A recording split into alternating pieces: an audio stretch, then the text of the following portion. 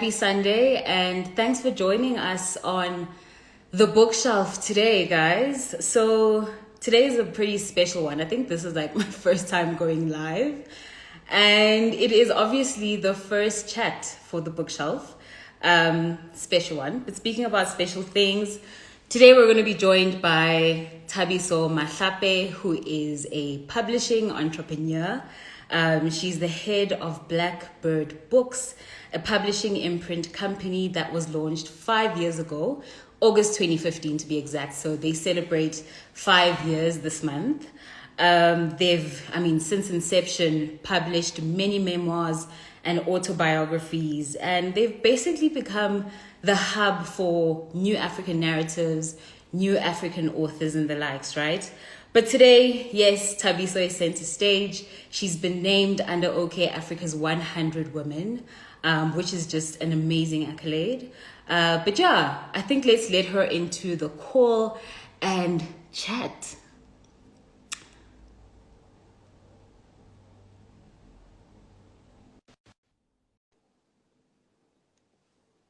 Just letting Thabiso in. Hi, Thabiso, how are you? I'm fine. How are you? I'm good. It's so great having you. Thank you for inviting me. I'm sorry about last week. It's fine. It is okay. How's your Sunday been? Pretty chilled, recovering from the weekend, basically. Did you have a hectic one? I did go a little overboard. Oh, wow. Okay. That's nice, though. You need to just relax a bit sometimes. Yeah. Yeah, man. So, it's great having you on the bookshelf today. We've had like a few questions come in from the guys before our session, but I think just to kick us off, what made you go into publishing? Why publishing? You know what? It was a coincidence.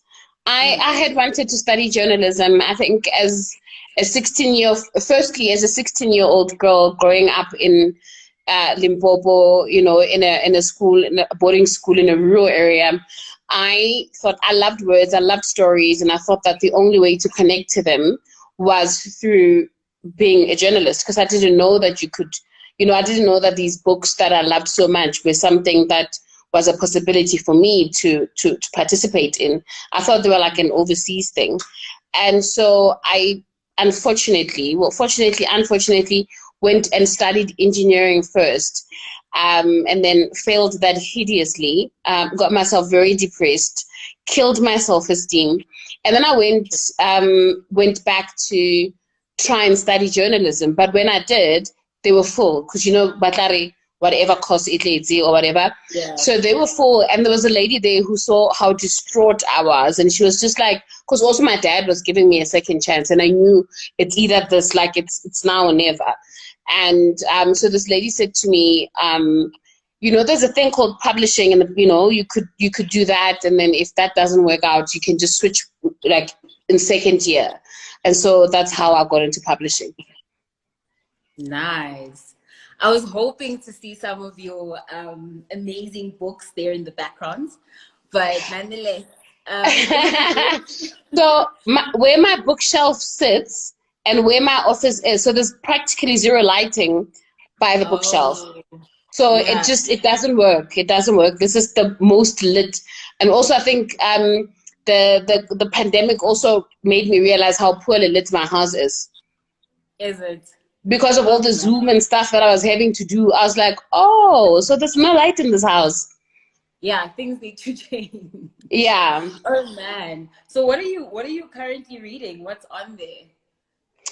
So my reading mojo has been like since like maybe February. So is it? Well, I haven't as well. You go through like a proper slump sometimes.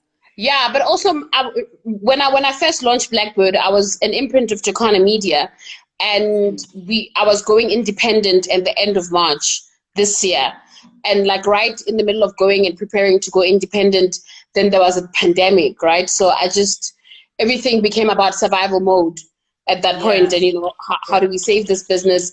So I couldn't read. I just couldn't get into it.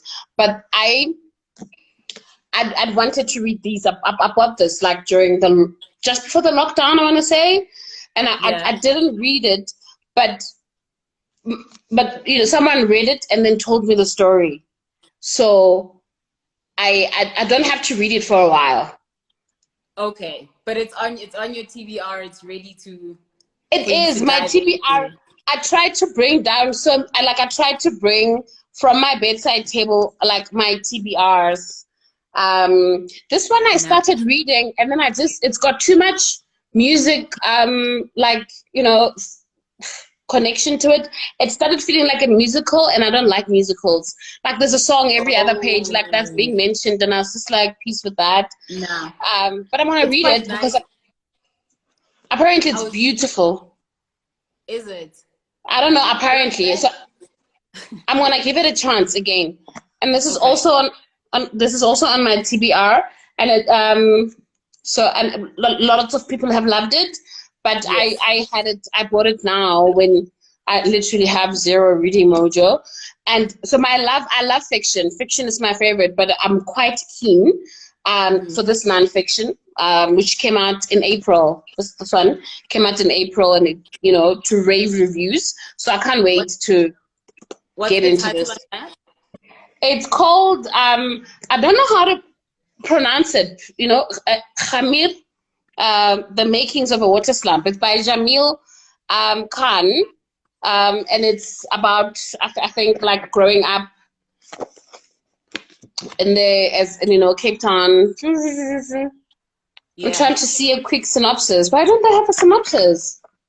Oh, it interrogates the messy intersections between Islam, coloredness, queerness, and the precocity of middle classness.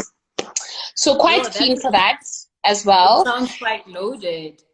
Yeah, and then I bought this because I thought, maybe if I get a light read, like I'll kickstart my mojo. And Yeah.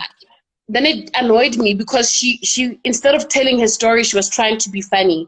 But I find sometimes people do that when they are writing about things that are deeply personal and or have been traumatic, that they try and make it sound light or feel light so that they can say the Yeah. stuff. So it annoyed me in the end, and I didn't get far.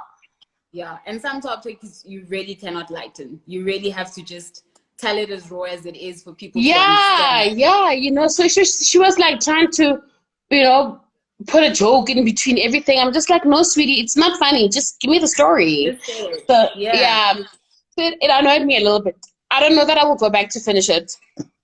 It's fine. I'm glad you're so honest about how these books are making you feel. I think a lot of people tend to pick up a book and say, I'm going to read it. And then you get halfway or 2 pages in and you're actually not enjoying it, but you force yourself through it.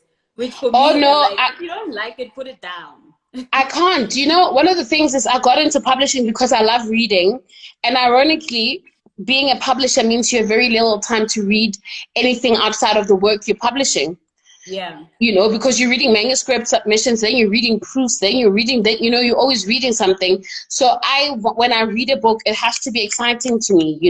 I want to be able to go to bed at like 8 o'clock at night, read a book, and literally not be able to put it down until I finish at 3 o'clock in the morning. Sure. That's when I know a book has been good. So, I mean, obviously being in publishing as well, you become quite selective about the stuff that you read, like you've just said. Yeah. What are, who are your favorite authors? What books do you like? And what are you anticipating? Like, what are the new releases that you have on your radar right now? So what I don't have is I don't have favorite writers. Oh, maybe Sarah. Maybe Sarah. She's definitely a phase. Sarah Ladipo Manigo. I love her work. I love how she writes. I love her subjects. I love her. One of the things about being in publishing and working with authors all the time means that I don't find authors interesting anymore.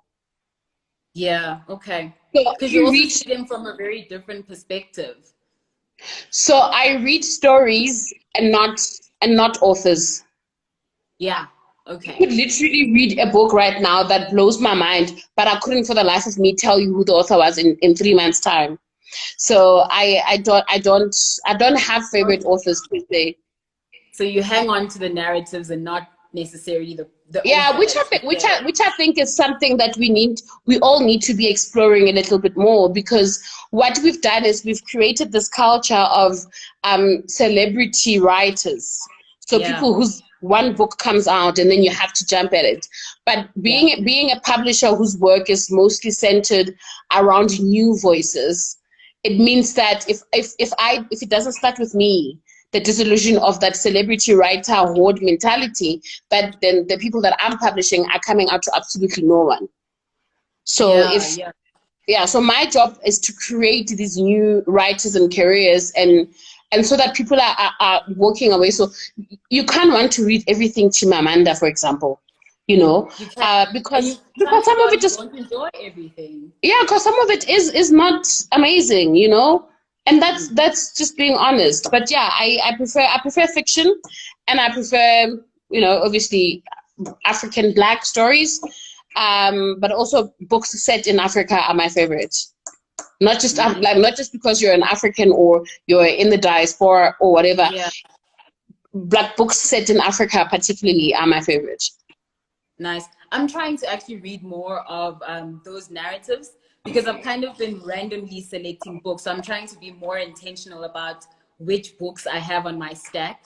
And I think obviously the nature of, current affairs and everything that's going on right now, I think people are trying to really expose themselves more to minority reads or minority literature and all of that, Yeah. which is great. But again, I'm such um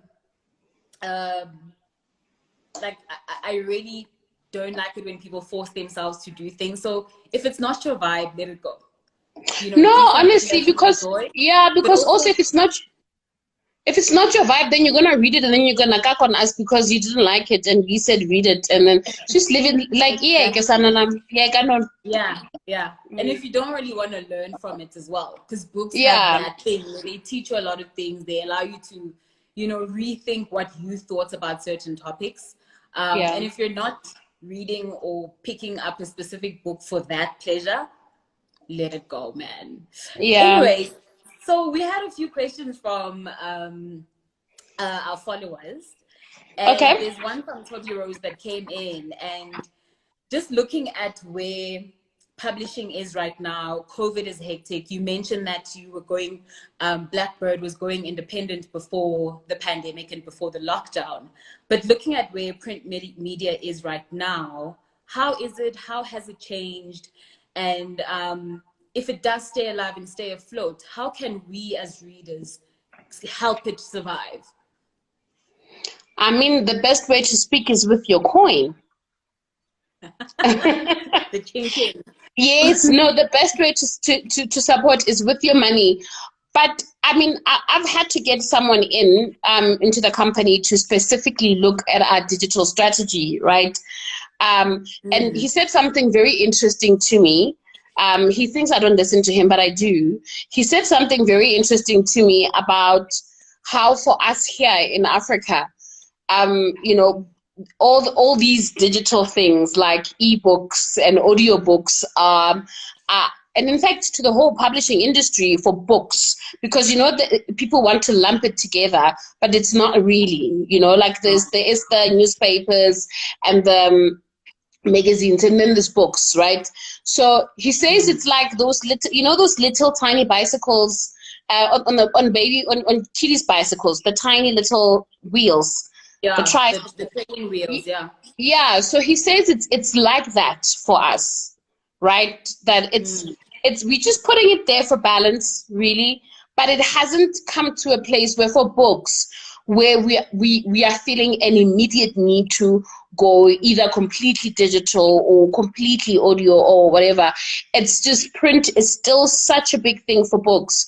If you Yeah. think about how Amazon came out with the Kindle and they were going to take over, publishing basically and kill print. But now you've got Amazon building actual physical bookstores, which says to you Yeah. that even they realize what printed books still mean to people. But that said, we've got about behind us, like, about 2-3 generations that are going to probably demand an all digital world, and we have to get ready for it. Very true. Although there are some of us who are quite nostalgic and love the hard copies. Yeah, I can't. I can't read online. It's just I can't. It's a lot. I think the best I could do is an audiobook. So I tend to switch over from hard copy to audio. But as well, it's a completely different experience. There's just, yeah. I can't get into audio. It's like when a book is adapted into a movie, right? So what you're doing when you put audio to it, when you put visuals to it, you're now messing with the idea that I had when I was reading, because I have to think about, what does he sound like? What does this character sound like? I have to build him in my head. Yeah, which is why we say that, reading is one of the things that teaching your kids, and you're training their brains to be able to complete a whole picture in their head, or to just form a story, because you're reading it, but you're seeing it in your head. And that's where critical thinking starts happening. You teach a child critical thinking like that, and you can just see sometimes you're on social media, you're like, okay, you don't read, okay, that's it, you're not a reader, because you just like, you lack so much critical thinking. There's absolutely no way. If you're a reader, you're definitely reading capitalist nigger. I hear you. And you have opinions. You have weighted opinions. Yeah. So just another question from Tsehoesi. She's saying that in essay, which stories are we not telling? So which stories would we think are worth writing about? Oh, we're definitely not telling enough queer stories. Like, there aren't enough. There isn't enough representation of queer people in our literature, and in a way that's not. I don't like queer literature that premises queerness as a problem, or like a pathology or whatever. Like, I just want queer literature where queer people are just existing.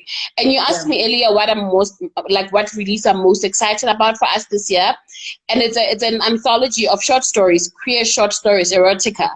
And it's just like really, this nice anthology of Black people across the continent writing about sex, queer sex. And it's it's a tiny little book. It's not big. It's not going to require, unfortunately, we don't know if we're going to the beach this year, but it's literally one of those, you could take it to the beach and read it in one day. You'd be horny as hell afterwards, but you'd finish it in one day, kind of thing. And I'm most excited about that, because we aren't writing enough queerness into our stories. I hear you. I hear you completely. And I quite like the idea that it's also bite-sized stories, so it's different perspectives in one packaging. And we what we're positioning ourselves as is a literary gateway into Africa. So we're trying to really try, because the publishing industry isn't very strong in the continent. So we've opened up like a channel for other people in other countries here continentally to come to us for publication. And this book was one thing where we could get it right, without exhausting resources, because it's short stories and like really so wide and so many incredible voices, where I'm just like, these are just incredible books waiting to happen, and these incredible voices waiting to be found. So are you at liberty to already share some of those incredible voices on the continent that will be highlighted in this book? Okay, I don't have that with me. I can tell you that one of the people that wrote, and I can remember because it's Nakane, and he's my friend, and he's an author. He's a Blackbird author anyway. And the other names, I don't wanna mess them up. There's like people from Zambia, there's people from Nigeria, like from everywhere in the continent. Amazing. That's amazing. I think it's quite powerful to get voices from just outside of your usual space, right? Yeah. Because we all have different experiences everywhere. So that is and especially because we're talking sex, and sex is universal, but also people are experiencing it differently everywhere, so I'm quite keen for that. Completely. So speaking about this, what have been your most inspiring publishing pieces of work, and why? You've touched on, queer community and queer narratives. What else has really been touching your heart? There's been a big wave in the last few years. There's been a big wave of Black self-published authors in the country. And it's been very fascinating and incredibly heartwarming for me to watch, them be able to participate, to be able to share the stories, because the publishing industry is not big enough to absorb everyone, especially because 98% of it is white. So it means that there is a huge chunk of Black people whose stories will never see the end, the light of day. So the fact that they were able to penetrate the market in that way has been, for me, it's been very inspirational, because it just says, it also proves what we've been saying for years, right? That it's not that Black people don't read, it's that Black people don't have the stories to read. Yeah. All right, no, I completely hear that. So, I mean, having said that, if I want to get into publishing, or if any, young, aspiring author, aspiring publisher out there is wanting to get their foot in, how would you, what advice would you give them? I find there's no value in anyone going into one place if they don't have a problem to solve. So you have to find your space in it. So what weaknesses about the industry as you see it could you solve, and how would you solve it, right? Obviously you need to have the necessary education behind you, whether it's English or African fiction, whatever it is that you studied must be in this field of writing words, stories, and then figure out where you belong and what you could solve and what you're passionate about. Because there's no money in this industry, not yet, because I don't want that to be a definite. So there's no money yet in this industry. So you have to come with the passion, because that's the one thing that's going to keep you alive. Awesome. And I mean, speaking on that, do you think, so I think of our bigger brands, our bigger publishers, do you think those companies are doing enough to expose the industry? Are they doing enough to get people in there as well? No, I don't think they are. I don't think they are. It's, for me, it's a bigger problem than that, because if you look at as Africa as a whole, and that we don't have intercontinental distribution channels that are effective and reliable, and you look at the fact that South Africa has the most sophisticated publishing industry in the continent. We should have been the people that pioneered that. We should have been the people that made sure that happened. But because the bigger publishing houses here don't need, they don't necessarily publish books that need to go into Africa. It's not a priority for them. So they go to London Book Fest, and they go to Frankfurt Book Fair, and they've literally fixed their list is fine. They've gotten to the people that they wanted to get to.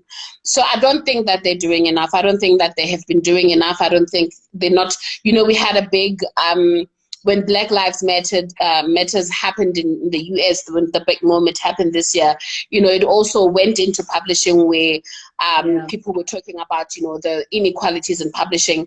And we literally had only one publishing house here locally stand up to say, this is what we are going to do, or this is what we think we can, do to help this. And the others just didn't even come to the conversation. Nothing. Yeah. And that says a lot, saying nothing. Yeah, the silence says a lot. Yeah. Yeah, it does. All right. So, I mean, having said that, if I'm aspiring author, I want to get in touch with Blackbird. How do I, get my manuscript to you? How do I talk to you about my idea? So I think, one, you need to follow us on all social media. Because then you will know that when we're accepting submissions and when we're not. For example, for this year, we've completely closed off submissions. We are not accepting any. But in the meantime, people must read. Start reading. Just be a reading folk. and work on your manuscript and just wait. And also, I mean, I wish that I could publish everyone that comes knocking on our doors, but the reality is that we can't. So Yeah. don't let the fact that Blackbird is not taking any submissions right now stop you. There are other publishing houses, just knock on everyone's door. The best thing that one can do for themselves as well is just some research. There is the Publishing Association of South Africa, their website is publishsa.co.za, and they've got guidelines into who's publishing what, and how do you get your book published, how do you approach publishers. And I just think it's a resourceful page for people who want to be authors to go on to. So don't wait for Blackbird, because if we open submissions, I know we're gonna get like 1,000 in. We can't publish everyone, so just try knock on as many doors as you can. Yeah. Okay, that's actually great advice. And I think also that thing of don't be discouraged if you get a few no's. That's just how things go. Yeah. Especially with publishing, because publishing is a very subjective thing to do. So I'm not going to publish. So I know which topics I'm most interested in, and what issues I'm most interested in, and what kind of writer I'm most interested in. So you're going to come to me with what could be an incredible bestseller and an incredibly impactful book, but just because it wasn't what I was looking for, you end up sitting thinking, oh, my book wasn't good enough. But you could have gone on to another publisher and have it, be big. Yeah, completely. And any piece of offering needs some work as well. I think sometimes, one draft is never enough. And you know what? The one thing that I hate the most is someone that says, and I see Keleto's joined here, and I hate that someone says, I've written a book just like Keleto's. If I've published Keleto, why do you want to give me a book like Keleto's one? Write yours. Give me yours. What's different? Yes, we can't publish the same thing. Hi, Tim. So we can't publish the same thing over and over again. So give me something new. We as a small independent publisher, like our chances of survival and what we're able to fight with is like tiny. So you've got to give us something to go out into the world fighting with. We can't just be taking blunt objects into the fight. Yeah. Completely agree. I completely agree. Well, I think we've reached the end of our time, Thabiso. So this was wonderful. Thank you so much for making time. Thank you for having me. Thank you. It felt short. I feel like we have a lot more to unpack. Maybe we'll touch base another time. Always. I think we're not having enough book conversations in this country. Yeah. The only book conversations that happen like at book festivals, and it's just like authors speaking to each other, and it's always quite self-masturbatory if you ask me. So we're not having enough conversations about books with people that are not in the literary scene. So I quite enjoyed this. Yeah. Thank you. It was lovely. And I completely agree on that point. I think it's very important for us to cultivate those conversations and platforms to have just open chat with anyone and everyone, not the experts, not, people who have been here for a while. I think even the new guys, people who are interested in reading, or people who are just like, I'm not going to do that. Just engaging them on the topic is enough. I think it just starts and places the seed. Yeah, I do. I do. Even when I go to book festivals, my most prized thing about being there is meeting readers, and not so much the authors, just the readers. Yeah. Well, thank you again. Thanks so much. Thank you. I think we'll end it here now, guys. A few of you have just joined quite late, which is fine. We are going to save this live, and you can also catch it on my booktube channel, Ibu, on YouTube. Again, follow Blackbird on Instagram and all other platforms. Follow Thabiso, and obviously follow me on this channel as well. And thanks again for making time for joining us today. Okay. Cheers. Bye. Bye.